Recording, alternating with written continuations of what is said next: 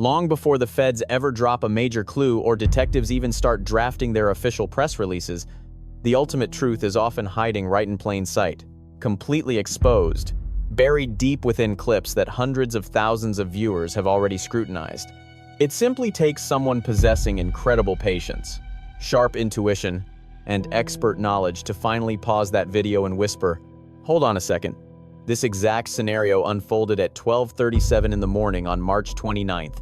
While the world slept, a veteran digital sleuth known as a Chai on X, boasting nearly 200,000 posts of hardcore case breakdowns, kept doing what she does best, obsessively scrubbing through that digital media frame by frame, isolating pixels, hunting through the material with the fierce intensity of a dedicated veteran who fundamentally understands that the most earth-shattering clues are absolutely never the simplest ones to spot right away.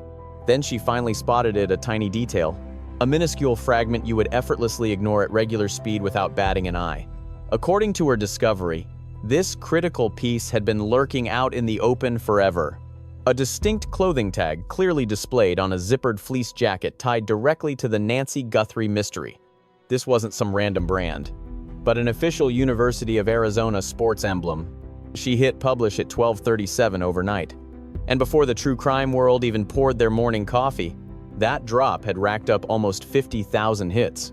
Users immediately routed the bombshell straight toward Savannah Guthrie.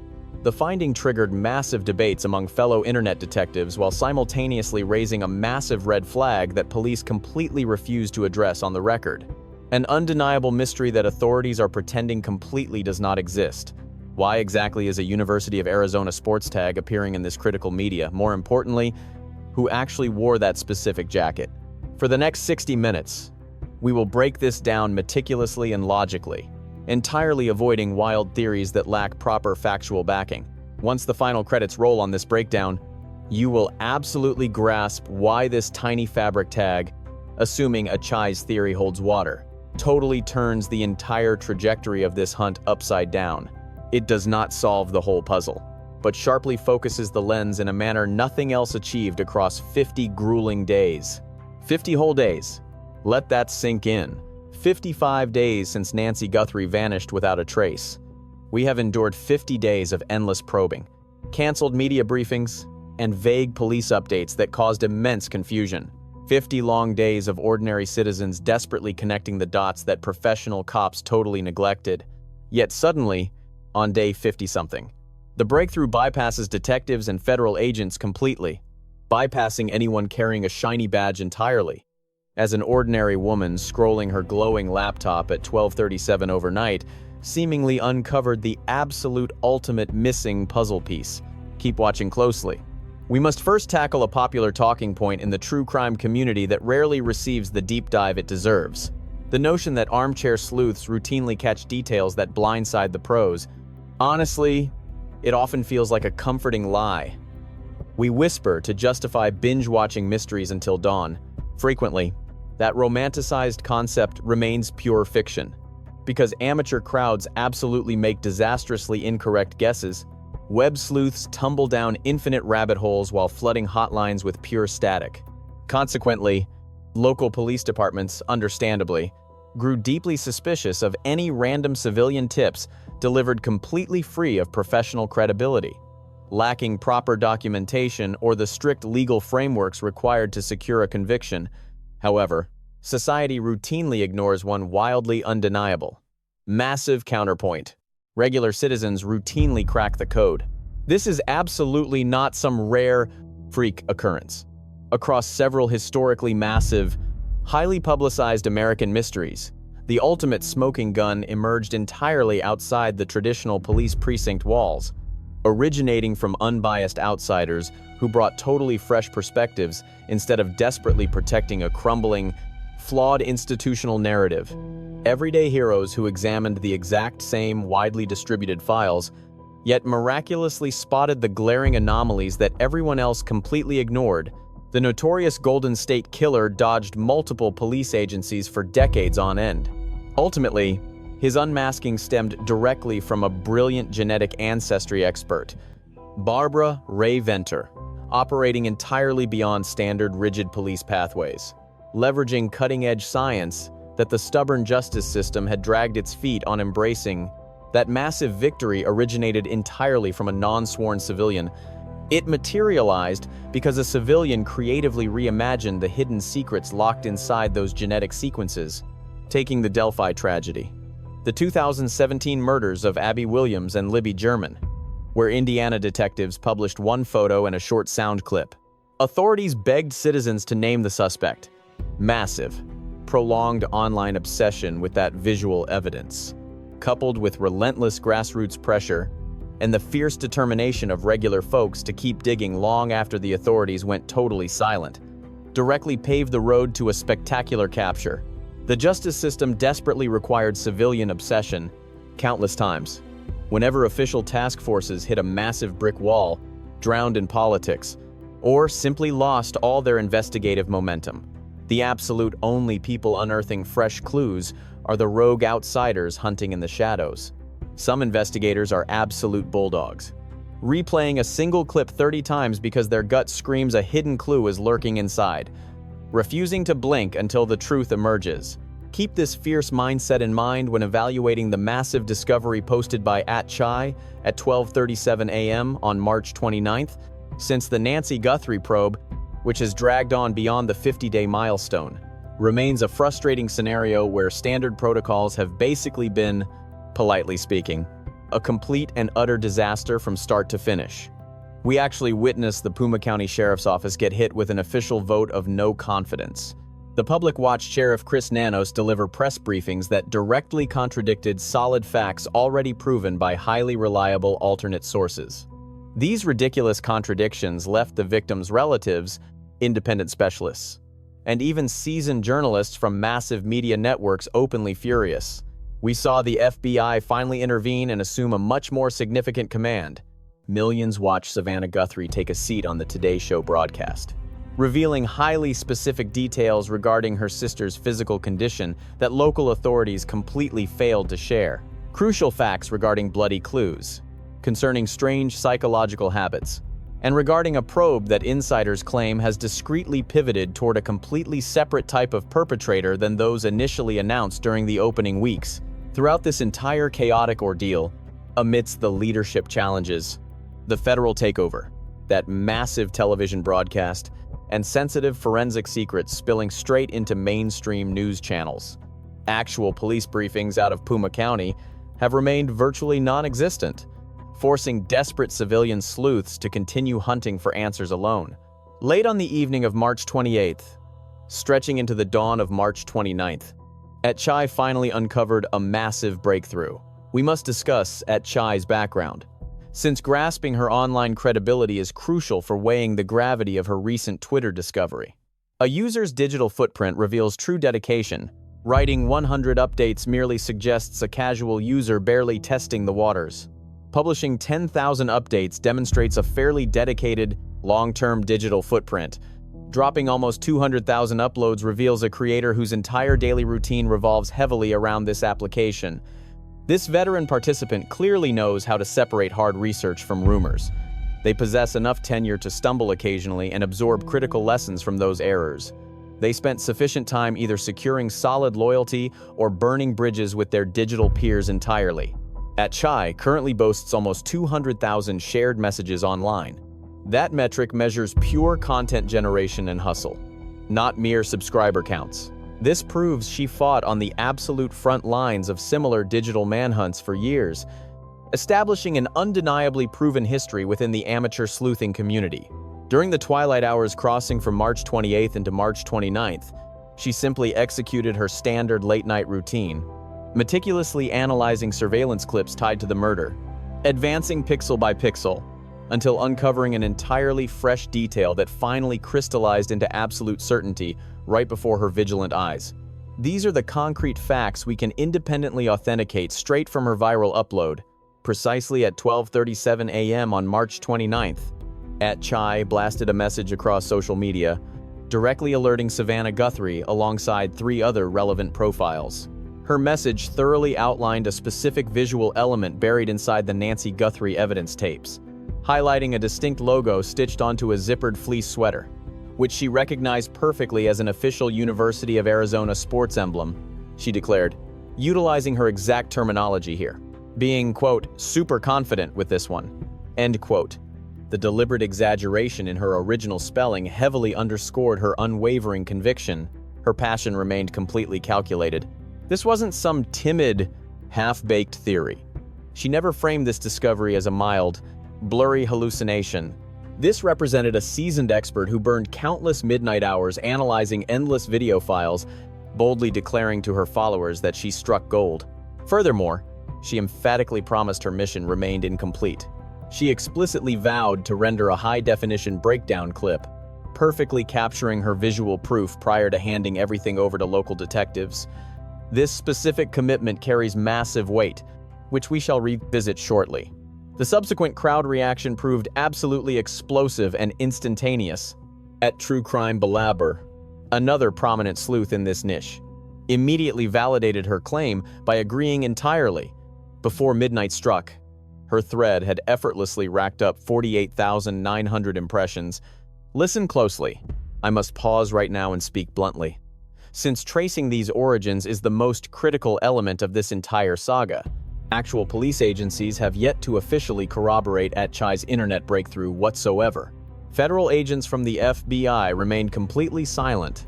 The Puma County Sheriff's Office similarly refuses to address the discovery. Zero verified press releases exist from any governing task force confirming this exact detail, validating its authenticity, or linking this clue toward an active police manhunt. We merely possess a highly trusted civilian researcher possessing deep grassroots respect and an unshakable sense of certainty. She successfully extracted a precise visual marker from unsealed clips, flagged a key family member publicly, and pledged to follow legitimate whistleblowing protocols. That action remains profoundly significant. This carries far more weight than some garbage conspiracy cooked up on Reddit. However, it still lacks professional verification.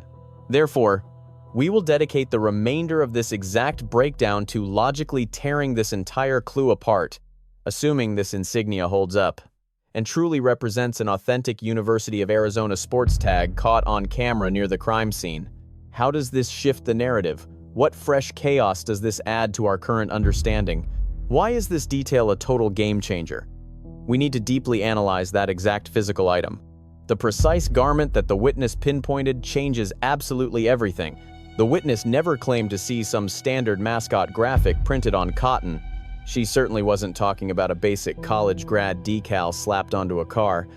Her statement specifically detailed an official collegiate sports pullover featuring exclusive departmental insignia, which represents a much tighter circle than everyday consumer apparel. Collegiate sportswear basically falls across a sliding scale.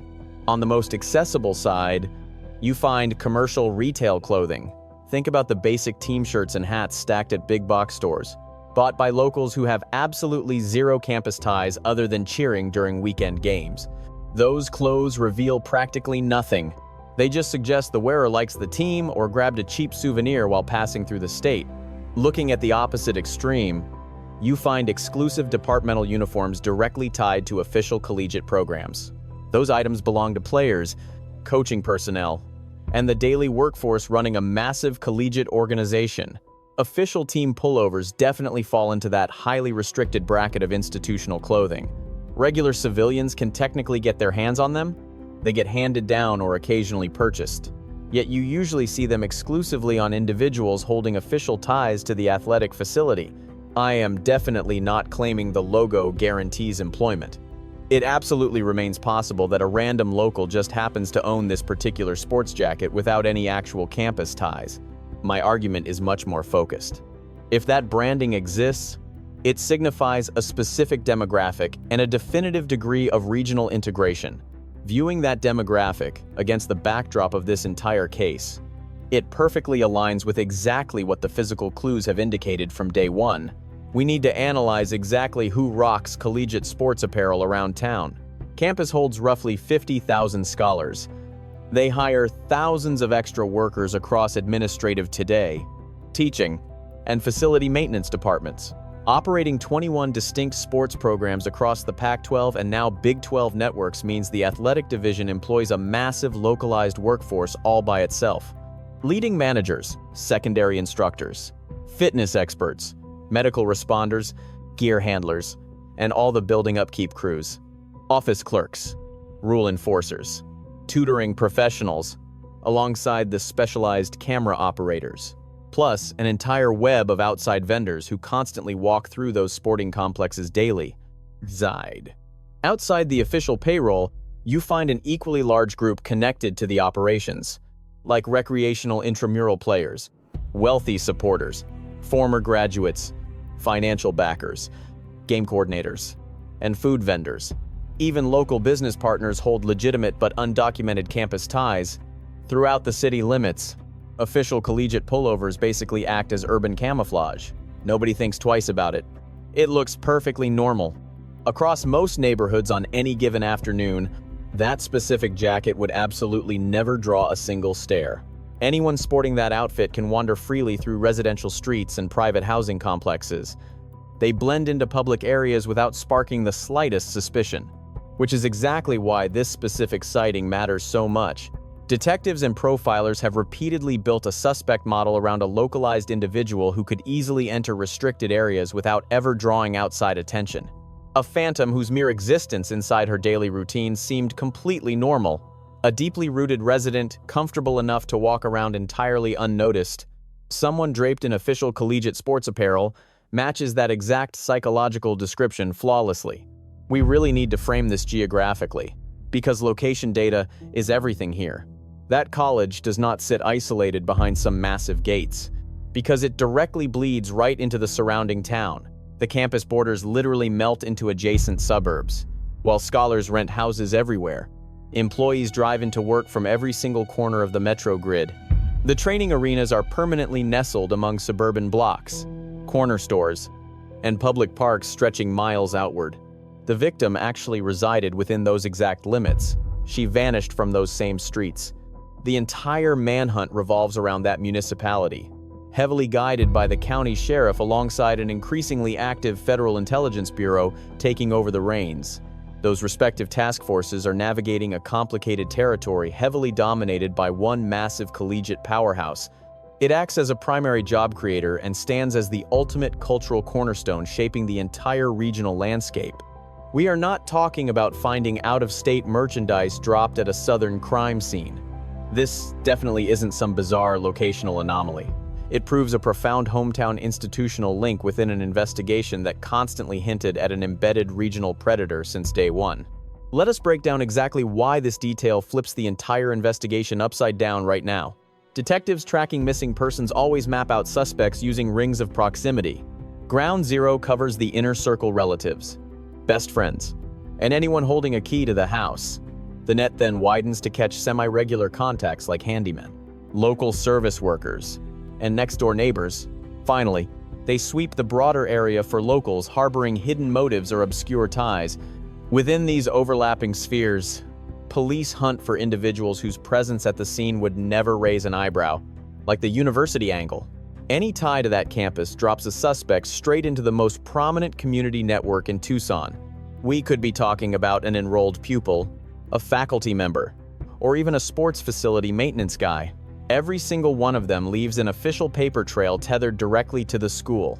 They exist in the system and have perfectly valid excuses for roaming the neighborhood without looking out of place.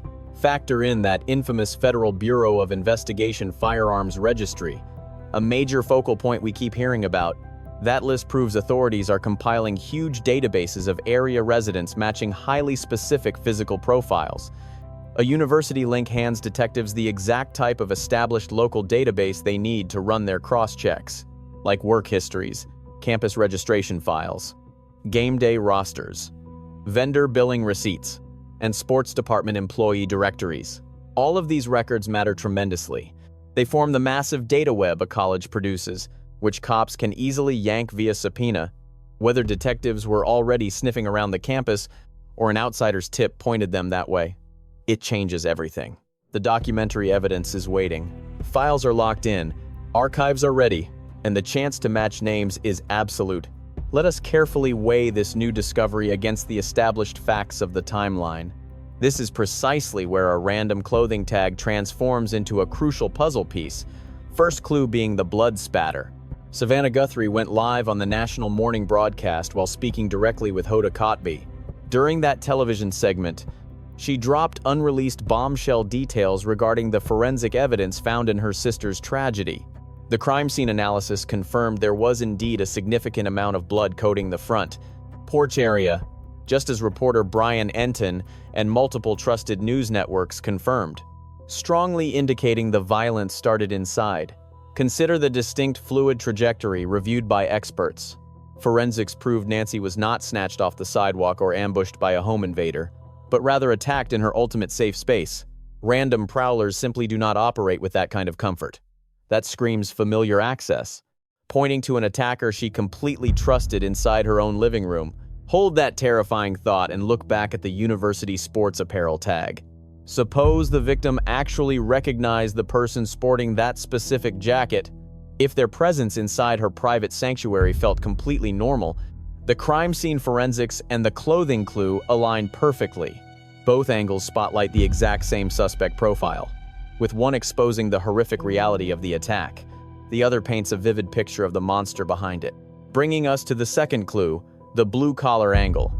Detectives and veteran criminal profilers keep bringing up a very specific behavioral quirk tied to the suspect. I am talking about the killer gripping a flashlight between their teeth, which is a highly unusual reflex. That muscle memory belongs to manual laborers who constantly work in the dark and need both hands completely free. We are looking at wiremen, pipe fitters, heating specialists, repairmen, or heavy machinery operators. Professionals who spend decades adopting this exact posture until it becomes pure instinct.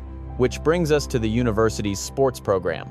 Any massive collegiate league runs giant complexes, massive arenas, and sprawling practice turfs.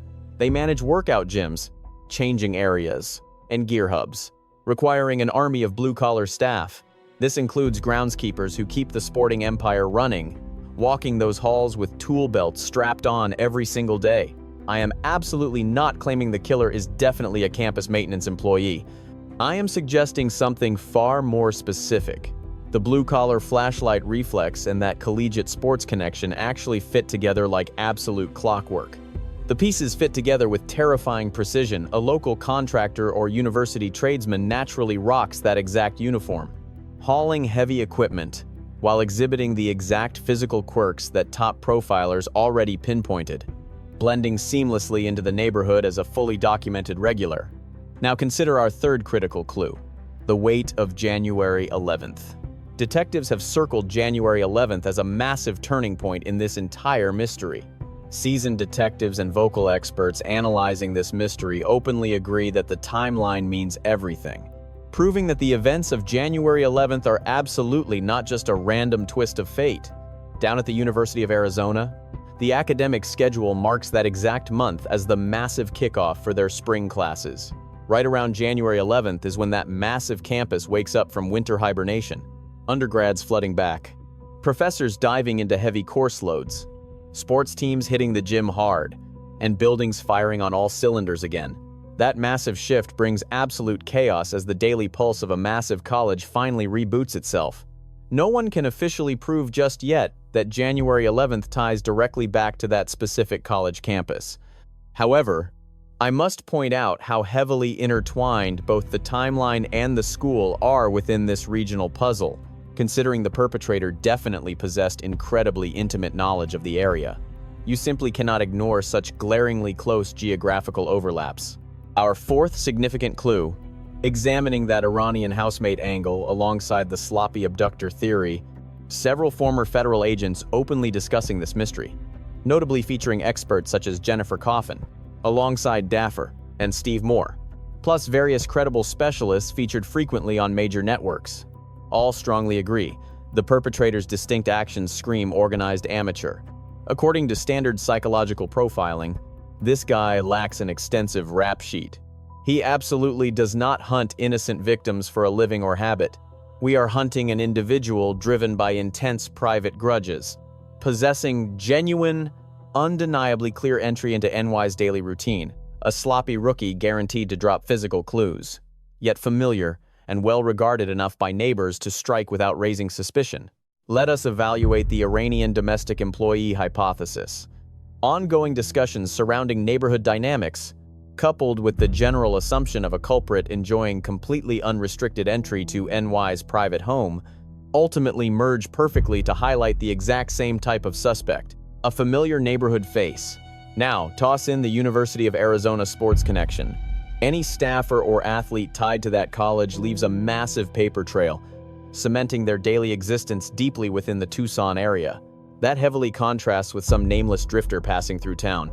We mean an established campus figure leaving behind endless digital footprints and solid administrative histories, ultimately granting them the absolute perfect social camouflage and geographic familiarity to walk around these specific crime scenes without ever catching a second glance from observant locals. We must tackle one final crucial angle before fully connecting these dots, which law enforcement professionals commonly refer to as corroborating proof. A fresh piece of intelligence rarely solves an entire mystery completely on its own, yet its immense value shines by either strongly validating the current police trajectory or forcing detectives to pivot their focus entirely.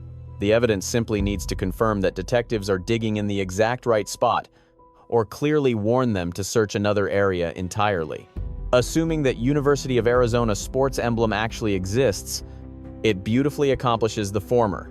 It strongly reinforces the running theory, a familiar local face holding unquestioned permission to enter the premises. Tossing that specific insignia into the mix only sharpens the suspect's identity, making the entire theory significantly stronger. Gaining pinpoint accuracy remains the absolute ultimate goal for exhausted detectives who are constantly drowning in massive oceans of broad, incredibly shallow, and vague leads. Virtually every single former federal agent and renowned criminal psychologist discussing the matter openly on record keeps echoing an identically powerful conclusion.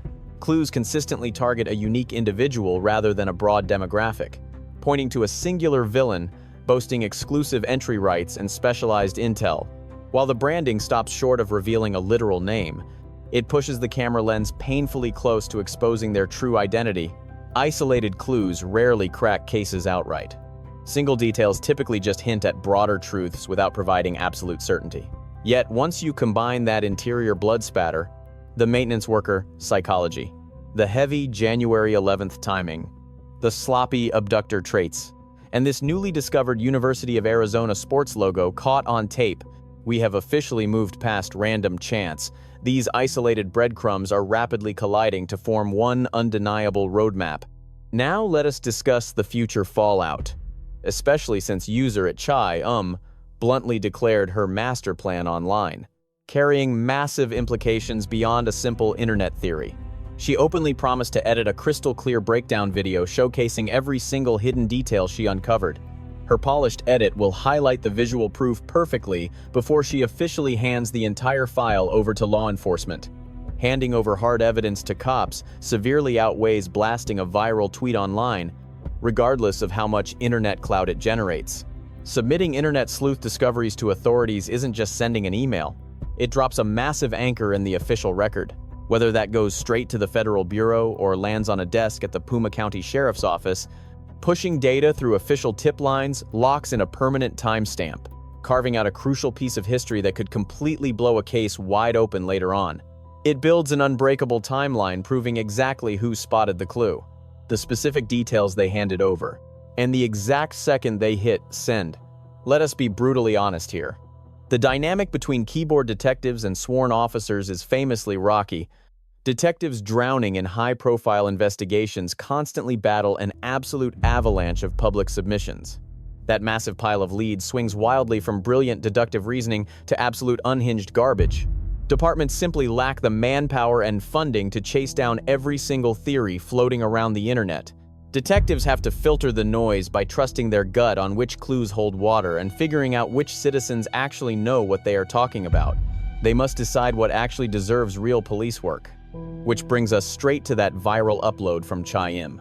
Racking up almost 50,000 impressions and directly tagging Nancy Guthrie in the process, you have a major network anchor getting pinged by an incredibly active user with almost 200,000 posts.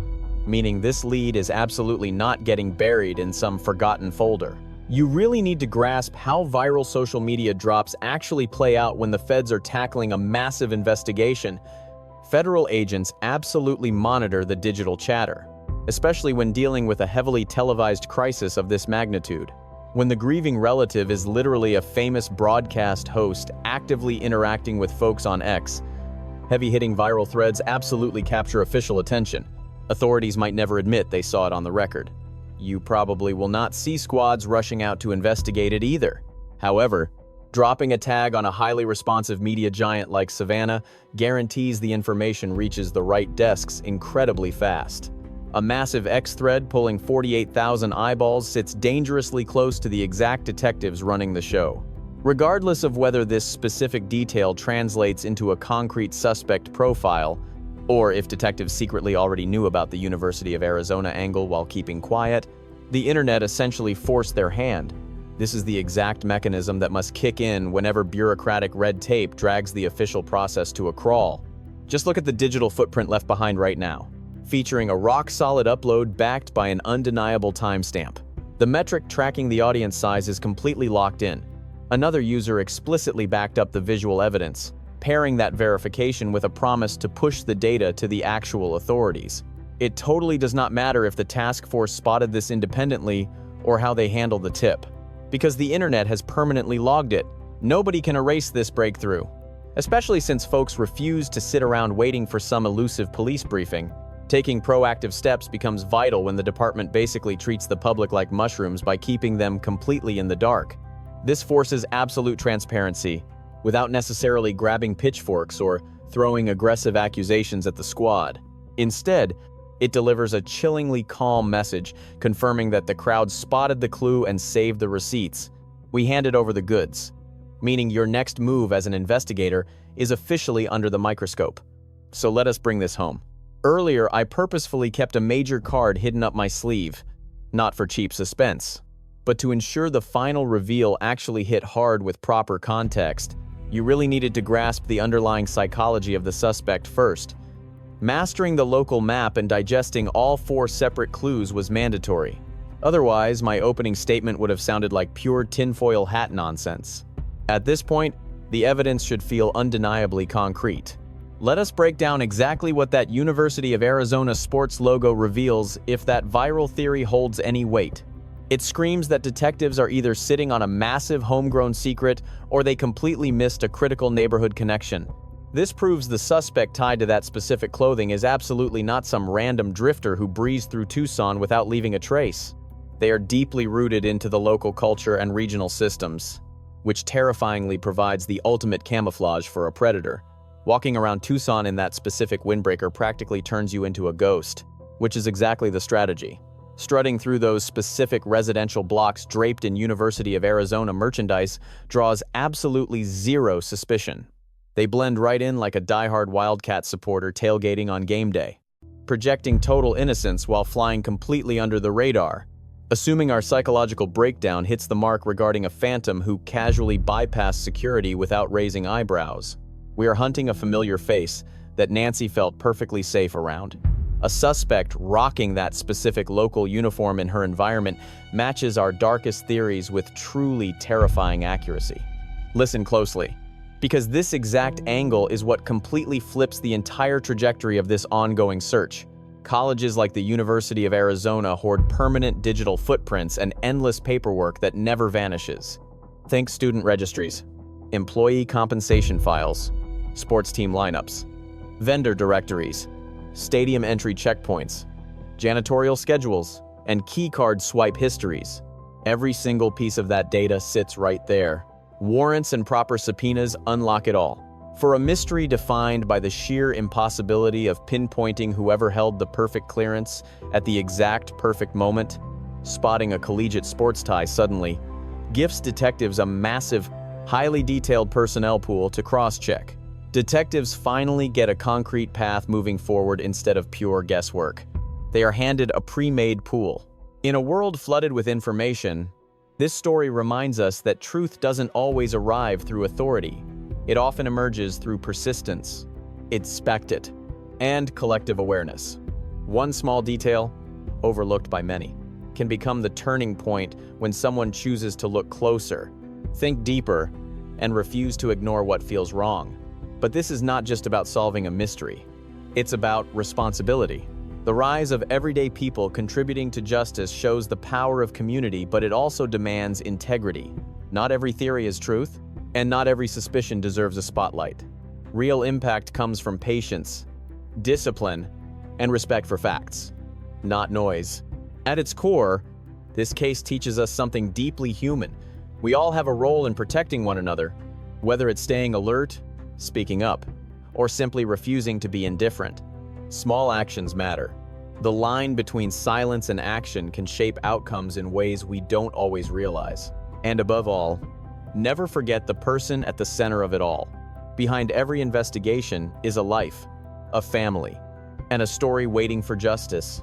Stay aware, stay responsible, and never underestimate the power of one careful observation.